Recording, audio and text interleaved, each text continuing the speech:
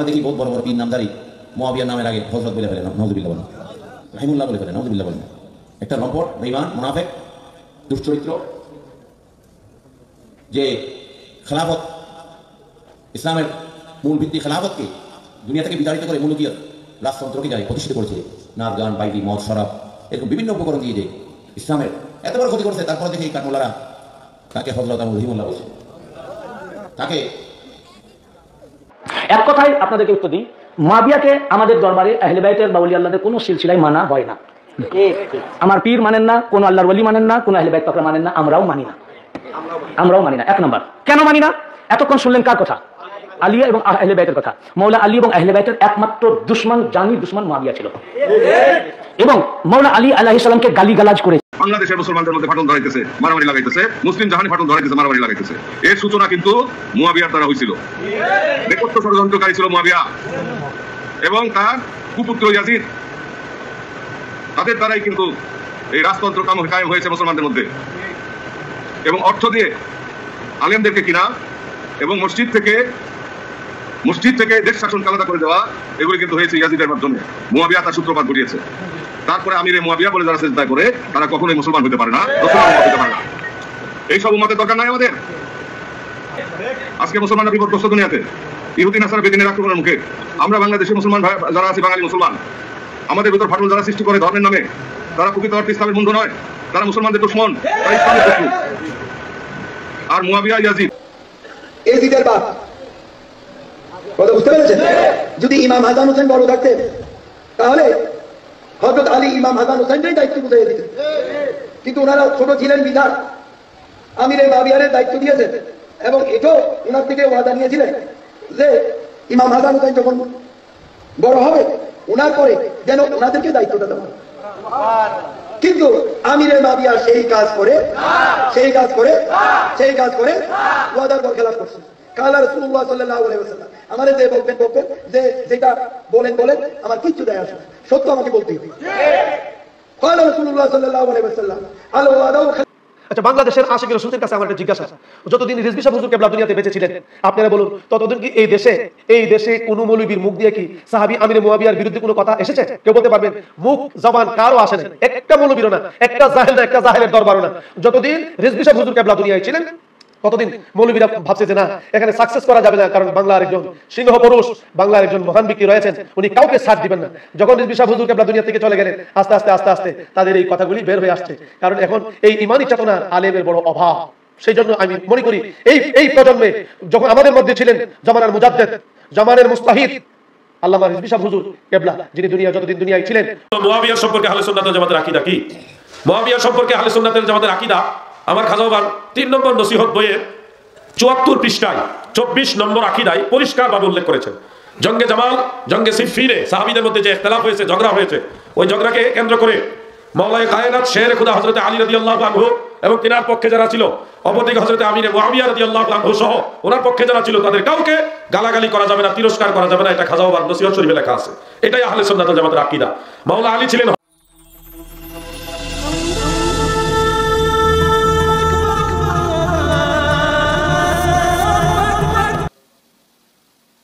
শুকরিয়া আদায় করছি। হামদ ও সালার পরে নবী করিম সাল্লাল্লাহু আলাইহি ওয়াসাল্লামের দরবারে লক্ষ কোটি সালাত ও সালাম আরজ করছি। আজকে আমরা একটা অত্যন্ত গুরুত্বপূর্ণ বিষয়ে আলোচনা করার জন্য উপস্থিত হয়েছি। বিষয়টি হযরতে আমির মুয়াবিয়া রাদিয়াল্লাহু তাআলা আনহুকে ঘিরে। আমরা খুব সংক্ষিপ্ত আকারে আহলে সুন্নাত ওয়াল জামাতের রায় জানবো হযরতে মুয়াবিয়া রাদিয়াল্লাহু তাআলা আনহুর ব্যাপারে।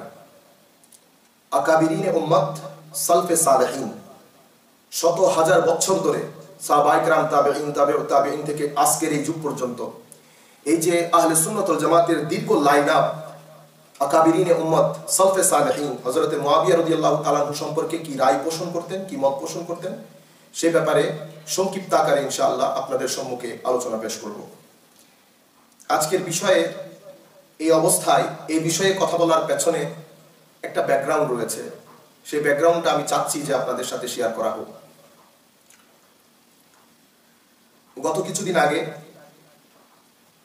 আমাদের আহলে সুন্নাত ওয়াল জামাতের একজন স্বনামধন্য আলেম দ্বীন বাংলাদেশে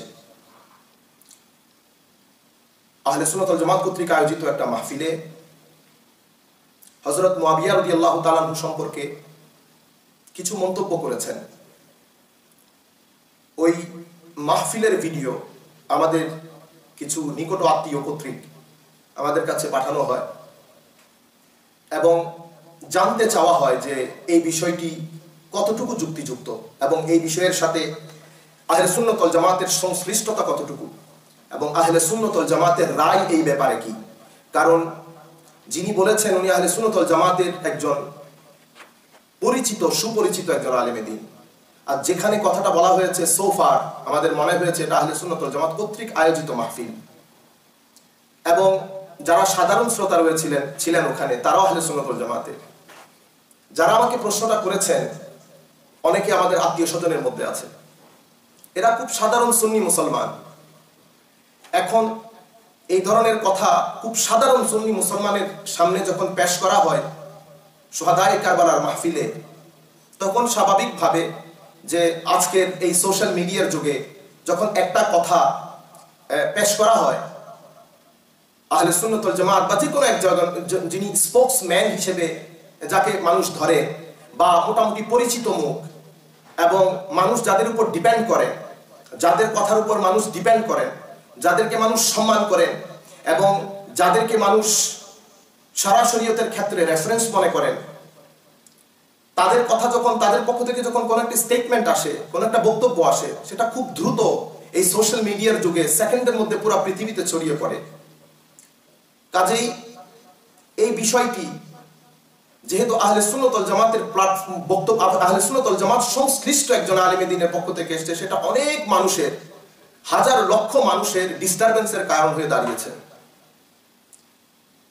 সেই হিসাবে আমরা চাচ্ছিলাম যে এই বিষয়ে আমরা আহলে সুন্নাত ওয়াল জামাতের রায় মানুষের সম্মুখে, সাধারণ সুন্নি মুসলমানের সম্মুখে তুলে ধরি। সেজন্য আমি হুজুর সৈয়দি শাইখুল ইসলাম প্রফেসর ডক্টর মোহাম্মদ তাহেরুল কাদেরীর একজন নগণ্য ছাত্র হিসেবে ওনার বক্তব্যই বাংলাতে আজকে আপনাদের সাথে শেয়ার করব। সাথে আমাদের এই যে যারা রয়েছেন, যারা বর্তমানে বাংলাদেশের ফিল্ডে তাবলীগে দ্বীনের কাজ করছেন, সুন্নিয়তের কাজ করছেন, দ্বীন ইসলামের কাজ করছেন, তাদের প্রতি আমার কিছু আমি সেটা কিভাবে বলবো, অ্যাডভাইস থাকবে, সাজেশন থাকবে, যেটা অ্যাডভাইস সাজেশন আমার পক্ষ থেকে না, ইনফ্যাক্ট আমি সেটা আপনাদের সম্মুখে শেয়ার করব, যেটা আমরা আমাদের উস্তাদ আসাতিজায়ে কেরাম ইজিপ্ট থেকে শুরু করে শেষ পর্যন্ত হুজুর সৈয়দি শাইখুল ইসলামের কাছ থেকে শিখেছি।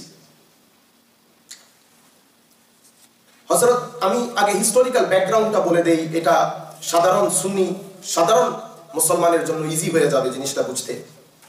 হযরতে আলী রাদিয়াল্লাহু তাআলা আনহু খিলাফতে অধিষ্ঠিত হওয়ার পরে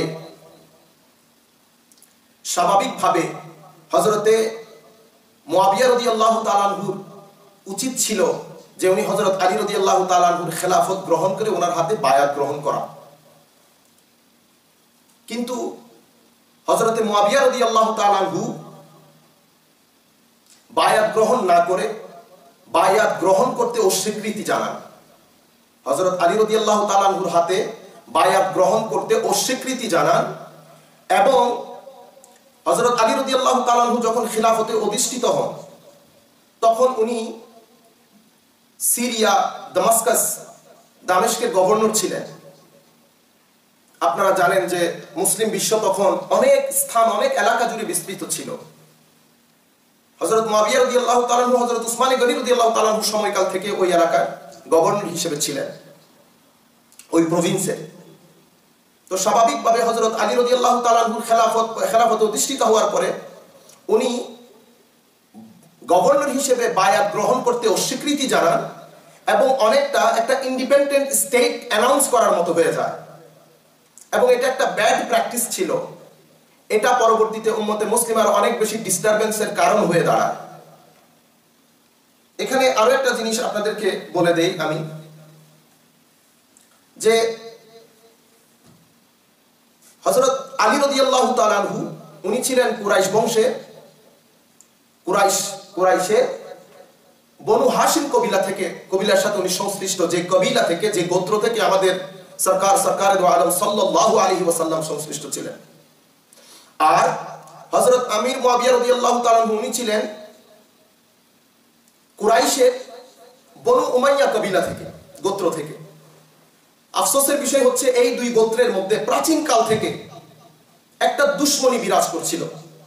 সেই দুশ্মনীটা শত্রুতা মিথা শেষ পর্যন্ত পরিপূর্ণ প্রকাশ লাভ করে হযরত আলী রাদিয়াল্লাহু তাআলার সময়কালে। এটা একটা হিস্টোরিক্যাল ব্যাকগ্রাউন্ড, আমি পুরো জিনিসটা আপনাদের সম্মুখে তুলে ধরার জন্যই বলছি, যাতে জিনিসটা আপনারা বুঝতে পারেন। এরপরে হযরত আলী রাদিয়াল্লাহু তাআলা তখতে খিলাফত খলিফা হওয়ার পরে উনি বায়াত গ্রহণ করতে অস্বীকৃতি জানান। বায়াত গ্রহণ করতে অস্বীকৃতি জানানোটা আধুনিক ভাষায়, আধুনিক পলিটিক্যাল সায়েন্সের ভাষায় সেটাকে রেভিলিয়ন বলে। উনি বিদ্রোহ করেছেন। বায়াত গ্রহণ না করাটা একটা বিদ্রোহের মতো হয়েছে, উনি বিদ্রোহ করেছেন। আধুনিক তো যেটা সিয়াসাতান এবং শারআন এবং সিয়াসাতান কোনোভাবেই শুদ্ধ ছিল না, সঠিক পদক্ষেপ ছিল না। এখন এই দুইটার পেছনে ওনার এই স্টেপটা গলত ছিল। হযরত আমির মুয়াবিয়া রাদিয়াল্লাহু তাআলার এই ডিসিশনটা, এই সিদ্ধান্তটা, ওনার এই অ্যাক্টটা, ওনার এই কাজটা, বায়াত গ্রহণ করতে অস্বীকৃতি জানানোর এই কাজটা, এটা যথাযথ ছিল না, সমীচীন ছিল না, শুদ্ধ ছিল না, সঠিক ডিসিশন ছিল না। এখন দুইটার মাঝখানে এটার অনেক কারণ ঐতিহাসিকরা বর্ণনা করেছেন। এটা হয়তো হযরতে মুয়াবিয়া রাদিয়াল্লাহু তাআলা আনহু, এটা আপনি যে কোনো কারণ হতে পারে, হয়তো খাফিসাতে নফসানি হতে পারে, সদল প্রীতি, স্বজন প্রীতি, স্বগোত্র প্রীতি হতে পারে, যে কোনো কারণ হতে পারে, যে কোনো রিজন হতে পারে, রাজনৈতিক প্রেসার হোক বা দামেস্কের পলিটিক্যাল সিচুয়েশন হোক, যে কোনো কারণ ঐতিহাসিকরা বর্ণনা করেছেন, যেটাই হোক, কারণ যেটাই হোক, সেটা দামেস্কের পলিটিক্যাল সিচুয়েশন হোক, খারেজিদের দবাব হোক, পলিটিক্যাল প্রেসার হোক, সদল প্রীতি হোক, স্বজন প্রীতি হোক, খাহেসাতে নফসানি হোক। কারণ হযরতে মুয়াবিয়া রাদিয়াল্লাহু তাআলা নবী ছিলেন না, সাহাবী ছিলেন। আর নবী ছাড়া যে কোনো মানুষের ভুল হতেই পারে। তাহলে যে কোনো কারণ হোক, ভুল হয়েছে। এখন শিয়ারা হযরত আলী রাদিয়াল্লাহু তাআলা হিমায়ত করতে গিয়ে, আলী রাদিয়াল্লাহু তাআলা পক্ষাবলম্বন এবং হযরত মুয়াবিয়া রাদিয়াল্লাহু তাআলা বিরুদ্ধাচরণ করতে গিয়ে শিয়ারা হযরত মুয়াবিয়া রাদিয়াল্লাহু তাআলা ব্যাপারে যার পর নাই শব্দে এবং তিরস্কারে, শেষ পর্যন্ত গালিগালাজ, যা মন চায় হযরত মুয়াবিয়া রাদিয়াল্লাহু তাআলার ব্যাপারে ব্যবহার করে। এই ব্যাপারে তারা এক্সট্রিম হয়ে গেছে, একদম একটা এক্সট্রিম পর্যায়ে চলে গেছে। হযরত মুয়াবিয়া রাদিয়াল্লাহু তাআলাকে তিরস্কার করা, গালিগালাজ করা, বড় এমন কথা যেটা অনেক সময় মজলিসে বসে শোনার মতো হয় না, যেটা মসজিদে বসে, দিনই একটা মজলিসে বসে এত অশ্লীল শব্দ এত অশ্লীল শব্দ ওনার শানে উচ্চারণ করে বা ওনার শানে উচ্চারিত হয়, যেটা অনেক সময় মজলিসে বসে ছোট বাচ্চাদের সামনে বা মজলিসে বসে শোনার মতো হয় না। এত অশ্লীল শব্দ ওনাকে আক্রমণ করা হয়। তো এই ক্ষেত্রে তারা এক্সট্রিম পর্যায়ে চলে যায়। আবার আরেক দল থাকে খারেজি, যারা ভিতরে অন্তরের ভিতরে বুকসে আহলে বাইত রাখে, আহলে বাইত রাসূল সাল্লাল্লাহু আলাইহি ওয়াসাল্লামের ব্যাপারে যাদের অন্তরে ভালোবাসা নাই, যারা প্রকৃত অর্থে আহলে বাইত রাসূলকে ঘৃণা করে, যাদের অন্তরে হেট্রেট আছে আহলে বাইত রাসূল সম্পর্কে, বুকস রাখে আহলে রাসূল সম্পর্কে সাল্লাল্লাহু আলাইহি ওয়াসাল্লাম, তারা হযরত আমির মুয়াবিয়া রাদিয়াল্লাহু তাআলা আনহুর এই সিদ্ধান্তকে, এই স্ট্যান্ডপয়েন্টকে, এই ডিসিশনকে, এই পদক্ষেপকে হিমায়ত করতে গিয়ে, রক্ষা করতে গিয়ে যার পর নাই চেষ্টা করে যে হযরত মুয়াবিয়া রাদিয়াল্লাহু তাআলা আনহুকে সঠিক প্রমাণ করার জন্য। এই ক্ষেত্রে তারা একটা এক্সট্রিম পর্যায়ে চলে যায়, যেভাবে শিয়ারা একটা এক্সট্রিম পর্যায়ে চলে গেছে মুয়াবিয়া রাদিয়াল্লাহু তাআলা আনহুকে গালিগালাজ করার ব্যাপারে। অনুরূপভাবে খারিজিরা, যারা অন্তরে বুকসে আহলে বাইত রাখে, তারা এই ব্যাপারে হযরত মুয়াবিয়া রাদিয়াল্লাহু তাআলা আনহুর এই সিদ্ধান্তটাকে শুদ্ধ এবং সঠিক প্রমাণ করার জন্য একটা এক্সট্রিম পর্যায়ে চলে যায়। তো খারেজিরা এই ব্যাপারে এক্সট্রিম, শিয়ারা গালিগালাজের ব্যাপারে এক্সট্রিম। এখন আহলে সুন্নাত ওয়াল জামাতের মওকিফ কি, আহলে সুন্নাত ওয়াল জামাতের অবস্থান কি, আহলে সুন্নাত ওয়াল জামাতের রায় কি? আহলে সুন্নাত ওয়াল জামাত বলতে আমরা আজকের আহলে সুন্নাত ওয়াল জামাত, গত বছরের আহলে সুন্নাত ওয়াল জামাত, গত শতাব্দীর আহলে সুন্নাত ওয়াল জামাত আমাদের উদ্দেশ্য না। আমরা যখন বলছি আহলে সুন্নাত ওয়াল জামাতের রায় কি, তার মানে হচ্ছে গত শত হাজার বছর ধরে এখানে আমাদের ফিকার ইমাম, আকায়েদের ইমাম, তাফসীরের ইমাম, হাদিসের ইমাম, যারাই আমাদের আকীদায় আহলে সুন্নাত ভুক্ত, সবাই উদ্দেশ্য, চাহে ইমামে আযম আবু হানিফা হোক, ইমামে শাফিঈ হোক, ইমাম মালিক হোক, ইমাম আহমদ ইবনে হাম্বল হোক, এর আগে চলে যান আরো আহলে সুন্নাত ওয়াল জামাতের হাজার বছরের লাইনআপের মধ্যে আমাদের আকীদায় আহলে সুন্নাত কি এই ব্যাপারে, যেটা আমরা আগে উল্লেখ করেছি, আহলে সুন্নাত ওয়াল জামাত এই ব্যাপারে যেটা মনে করেন সেটা হচ্ছে হযরত আলী রাদিয়াল্লাহু তাআলা আনহু হক ছিলেন, খলিফায়ে হক হযরত আলী রাদিয়াল্লাহু তাআলা আনহু, এই ব্যাপারে কোনো দ্বিমত নাই। ওয়াল হক্কু বিয়াদে আলী, আল হক্কু বিয়াদে আলী, হক আলী রাদিয়াল্লাহু তাআলা আনহু ছিলেন, সত্যের উপর প্রতিষ্ঠিত আলী রাদিয়াল্লাহু তাআলা আনহু ছিলেন, কোনো সন্দেহ নেই এটাতে। হযরত সত্যের উপর প্রতিষ্ঠিত হযরত আলী রাদিয়াল্লাহু তাআলা আনহু ছিলেন, এবং হযরত মুআবিয়া রাদিয়াল্লাহু তাআলা আনহু হযরত আলী রাদিয়াল্লাহু তাআলা আনহুর হস্তে বায়াত গ্রহণ না করা, এই ডিসিশনটা, এই পদক্ষেপটা খাতা ছিল, ভুল ছিল। হযরত হক হযরত আলী রাদিয়াল্লাহু তাআলা আনহুর সাথে ছিল, আর হযরত মুআবিয়া রাদিয়াল্লাহু তাআলা আনহু হযরত আলী রাদিয়াল্লাহু তাআলা আনহুর হাতে বায়াত গ্রহণ না করা, যে কোনো কারণেই হোক, যে কোনো কারণেই হোক, চাহে খাখিসাতে নাফসানির কারণে হোক, যেটা আমরা আগে উল্লেখ করেছি, যে কোনো কারণে হোক, সদল প্রীতি, সগোত্র প্রীতি, রাজনীতি, রাজনৈতিক প্রেসার, খারেজিদের দবাব, খারেজিদের প্রেসার, এবং দামেস্কের সামগ্রিক রাজনৈতিক পরিস্থিতি, পলিটিক্যাল প্রেসার, যে কারণেই হোক না কেন, আহলে সুন্নাত ওয়াল জামাতের রায় হচ্ছে যে এই ক্ষেত্রে হক হযরত আলী রাদিয়াল্লাহু তাআলা আনহু, কিন্তু এবং হযরত মুআবিয়া রাদিয়াল্লাহু তাআলা আনহুর সিদ্ধান্ত ভুল ছিল, গলত ছিল, খাতা ছিল। কিন্তু যেটা সবচেয়ে ইম্পর্টেন্ট, এবং হযরত মুআবিয়া রাদিয়াল্লাহু তাআলা আনহুর পক্ষ থেকে মুআবিয়া রাদিয়াল্লাহু তাআলা আনহুকে হক প্রমাণ করার জন্য প্রচেষ্টা করা এবং এটার জন্য যুক্তি দেওয়া, এটাকে আহলে সুন্নাত ওয়াল জামাত ভুল মনে করেন। কারণ ওনার আহলে সুন্নাত ওয়াল জামাতের রায় মতে যে কোনো কারণেই হোক হযরত মুআবিয়া রাদিয়াল্লাহু তাআলা আনহুর এই পদক্ষেপ ভুল ছিল। কিন্তু সাহাবী মানে পদক্ষেপটা ভুল ছিল, কিন্তু শুধুমাত্র ওনার সাহাবিয়তের কারণে আমি আপনাদের সকলের দৃষ্টি আকর্ষণ করছি এই ব্যাপারে, খুব মনোযোগ দিয়ে শুনেন। আহলে সুন্নাত ওয়াল জামাত এতটুকুতে সীমাবদ্ধ থাকেন, ভুল বলেই সীমাবদ্ধ, ভুল বলেই এখানে সুকুত এখতিয়ার করেন, খামোশ হয়ে যান, চুপ হয়ে যান। এর সামনে কথা বলাকে, এটার এই ভুলের উপর ভিত্তি করে হযরত আলী রাদিয়াল্লাহু হযরত মুআবিয়া রাদিয়াল্লাহু তাআলা আনহুকে খাটো করা, গালিগালাজ করা, তোয়ানো তশনি করা, ক্রিটিসাইজ করা, টার্গেট করে কথা বলা, ওনার শান মানের সংকুচিত হয়, এই ভাষায় কথা বলা, গালিগালাজ করাকে আহলে সুন্নাত ওয়াল জামাতের ঐক্যমত্যের ভিত্তিতে হারাম মনে করেন। এই বিষয়ে চুপ থাকা, নিজেরাও চুপ থাকেন, চুপ থাকাটাকে ওয়াজিব মনে করেন। কেন? শুধুমাত্র ওনার সাহাবিয়তের উপর ভিত্তি করে। কিসের উপর ভিত্তি করে?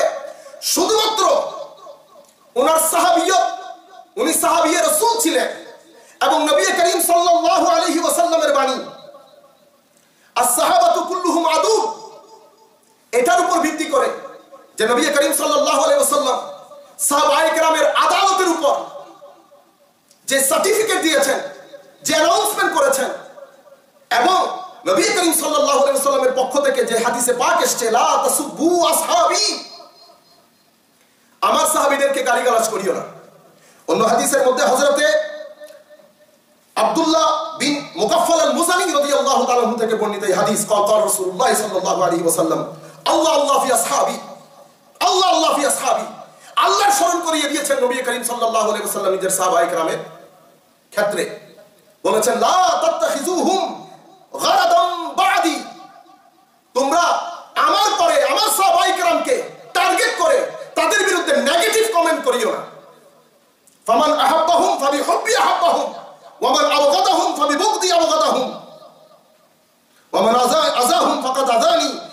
আদানি ফাকাদ আদাল্লাহ। নবী করিম সাল্লাল্লাহু আলাইহি ওয়াসাল্লাম তাদের প্রতি ভালোবাসাকে আল্লাহ রাসূলের ভালোবাসা বলেছেন, তাদের প্রতি ঘৃণা রাখাকে রাসূলে পাকের প্রতি ঘৃণা রাখা বলেছেন, তাদেরকে কষ্ট দেওয়া রাসূলে পাককে কষ্ট দেওয়া বলেছেন। যাই হোক, আমরা সংক্ষিপ্ত আকারে শুধুমাত্র আহলে সুন্নাত ওয়াল জামাতের রায়টাই তুলে ধরছি, সেজন্য আমরা বিস্তারিত বক্তব্যে যাচ্ছি না।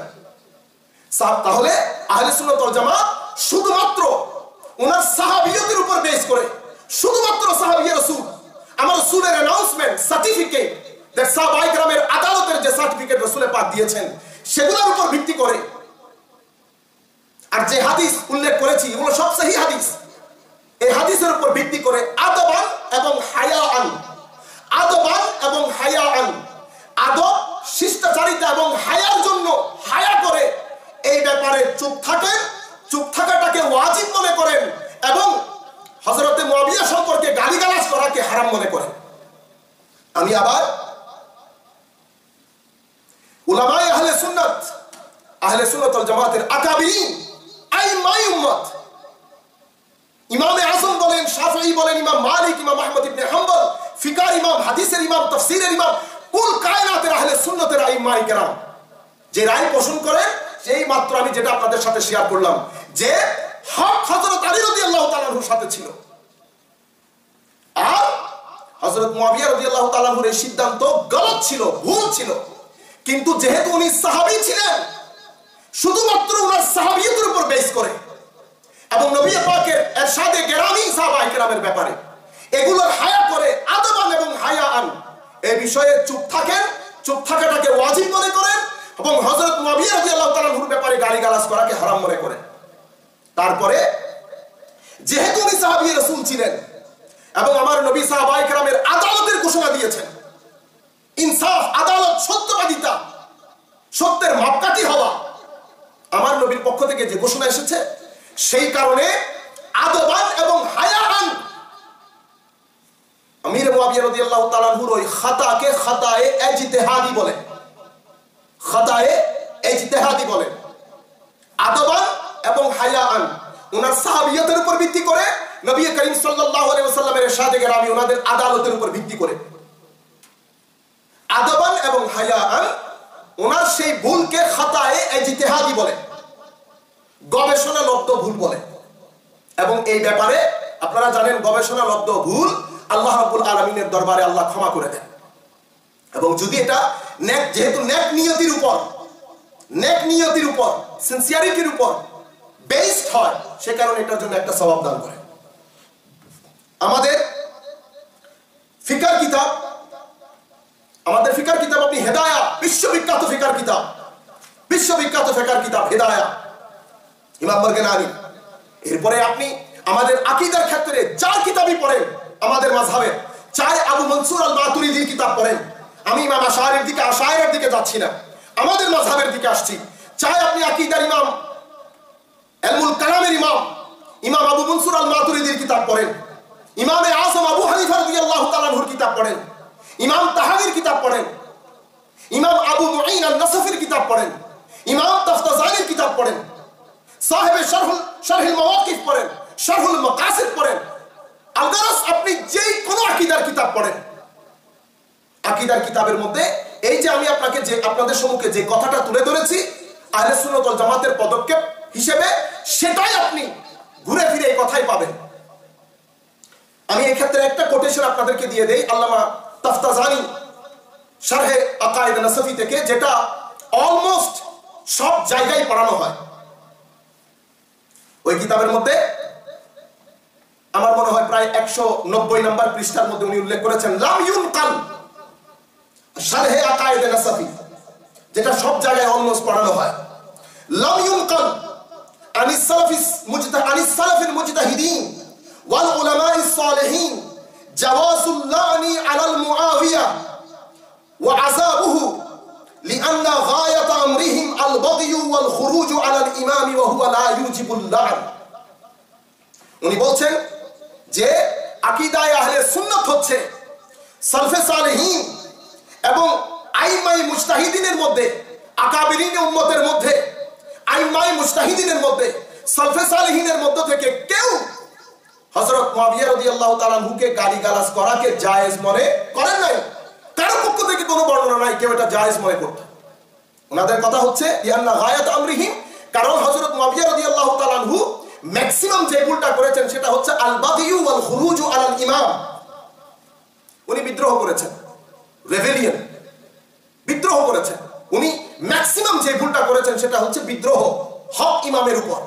সেই জন্য ওনারা বলছেন বিদ্রোহ ওহুয়া লা ইউজিবুল লাআন, আর বিদ্রোহ করার জন্য বিদ্রোহের মাধ্যমে কারোর উপর তান তাশনি তিরস্কার অভিসম্পাত করা কি হয় না, অভিসম্পাত করা যায়। এটা শারহে আকায়েদে নাসফির মধ্যে ইমাম তাফসিরজানি উল্লেখ করেছেন। আমাদের বিলকুল আহলে সুন্নাত ওয়াল জামাতের যে আকীদা সেটা উনি উল্লেখ করেছেন। এই ক্ষেত্রে আমি খুব সংক্ষিপ্ত আকারে আকীদায়ে আহলে সুন্নাত ওয়াল জামাতের রায় আমি খুব ডিপলি অনেক বেশি বক্তব্য বিস্তারিত না করে, যাতে আমাদের যারা সাধারণ সুন্নি মুসলমান আছেন তারা যাতে ব্যাপারটা বুঝতে পারেন এবং ব্যাপারটা আকীদায়ে আহলে সুন্নাত এই ব্যাপারে কি সে ব্যাপারে যাতে ওনারা জানতে পারেন, এই জন্য আমাদের আজকের এই আলোচনা। আরেকটা মনে রাখতে হবে যে কোনো বিষয়, এটা আমরা যারা বর্তমান প্রজন্মের ওয়াইজিন, মুকাররিরিন এবং মুবাল্লিগিন আছেন, এটা তাদের জন্য বিশেষ করে বলছি যে আমরা আমাদের বক্তব্য রাখার আগে এখানে কোরআনে পাকের মধ্যে আমি একটা আয়াতে কারিমা দুইটা আয়াতে কারিমা তিলাওয়াত করেছি, তিনটা করেছি। প্রথম যেটা করেছিলাম লা ইয়াকিলুহা ইল্লাল আলিমুন, এটা যারা মাদ্রাসার উলামায়ে কেরাম মাদ্রাসায় পড়েন বা পড়ান ওনারা এটা সূরা আনকাবুতের মধ্যে আয়াত নাম্বার 43 ওমা ইয়াকিলুহা ইল্লাল আলিমুন। আর কোন রব্বানিন এটা সূরা আলে ইমরানের আয়াত নাম্বার 79 দুই আয়াত। এবং আপনারা কিতাবুল ইলমের মধ্যে ইমাম বুখারীর কিতাবুল ইলমের কিছু বাব, একটা বাব আপনারা শুনলে অবাক হবেন, এটা আপনারা এগুলো পড়ে নেবেন, আমাদের জন্য অনেক বেশি লাভ হবে। একটা বাব, এটা হচ্ছে বাব নাম্বার চ্যাপ্টার নাম্বার 10 সেই বাবের মধ্যে বাবের নামই হচ্ছে বাবুল ইলম ক্বাবলা আল কওলি ওয়াল আমল। বাবুল ইলম মানে কোন জিনিস জেনে কথা বলা ভালো। এই ক্ষেত্রে আমি আমাদের বয়সী যারা বর্তমানে তাবলীগে দ্বীন করেন তাদের প্রতি যে আমার অনুরোধ সেটা হচ্ছে যে আমরা কোন একটা স্পিচ দেওয়ার আগে, বক্তব্য দেওয়ার আগে আমাদের উচিত হবে যে আগে আমরা প্রথমে শ্রোতা দেখি, যে আমাদের শ্রোতা কারা, আমাদের শ্রোতা মণ্ডলী কি আম্মাতুন নাস, সাধারণ জনগণ, নাকি উলামায়ে কেরাম, কি ধরনের জনগণের সামনে আমরা কথা বলছি, কি ধরনের মানুষের সামনে আমরা কথা বলছি, আর কতজন মানুষ নিয়ে কথা বলছি, আমি যে প্রেজেন্টেশনটা করছি। কারণ আমাদের ফিতনা মনে রাখতে হবে, এটা যুগটা হচ্ছে ফিতনা। এখানে আমাদের কিছু মানুষ আপনি দেখছেন সেকুলারিজমের হাওয়ায় কিছু মানুষের অন্তর থেকে দ্বীন, ধর্ম, আকীদা আস্তে আস্তে ধুয়ে মুছে সাফ হয়ে যাচ্ছে। কাজেই আমাদের প্রেজেন্টেশন অফ দ্বীনকে প্রেজেন্ট করার সময় এমন ভাবে করতে হবে যাতে আমায়েদে দ্বীন, যারা দ্বীনের স্তম্ভ, যাদের মধ্য থেকে হুজুরে করিম সাল্লাল্লাহু আলাইহি ওয়াসাল্লামের পরে যাদের মাধ্যমে পৃথিবীর আনাচে কানাচে দ্বীন ছড়িয়ে পড়েছে, যারা সুতুনে দ্বীন, যারা দ্বীনের স্তম্ভ,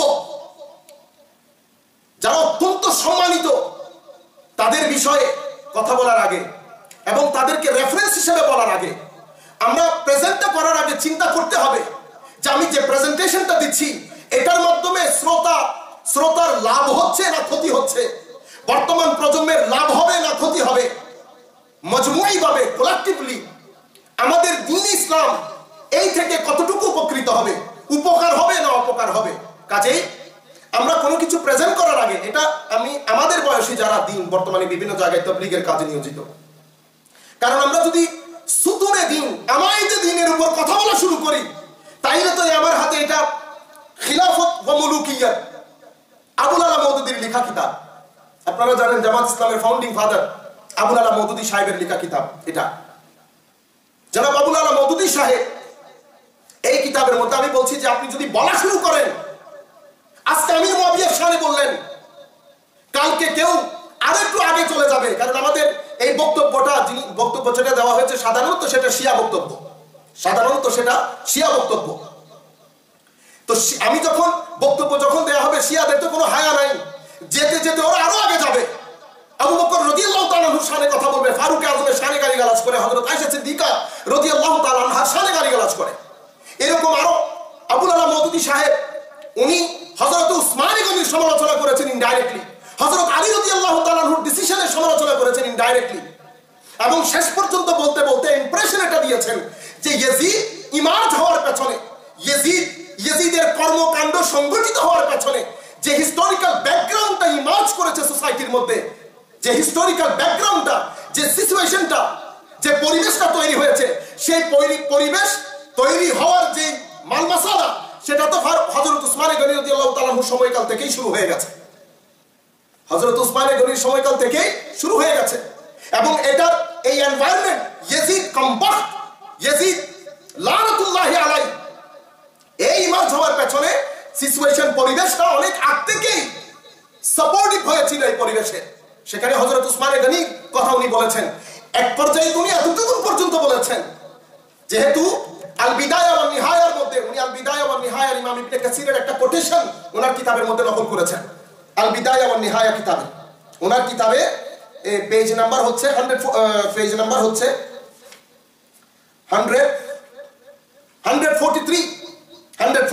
ওনার কিতাবের পেজ নাম্বার, আর এটার পাবলিকেশন ইদারাত তারজুমানিল কুরআন লাহোর, এই আল খিলাফত ওয়াল মুলুকিয়্যাত, এই কিতাবের মধ্যে উনি ইমাম ইবনে কাসির আল বিদায়া ওয়ান নিহায়ার মধ্যে উনি হযরত আমর ইবনে আল-আস রাদিয়াল্লাহু তাআলা আনহুর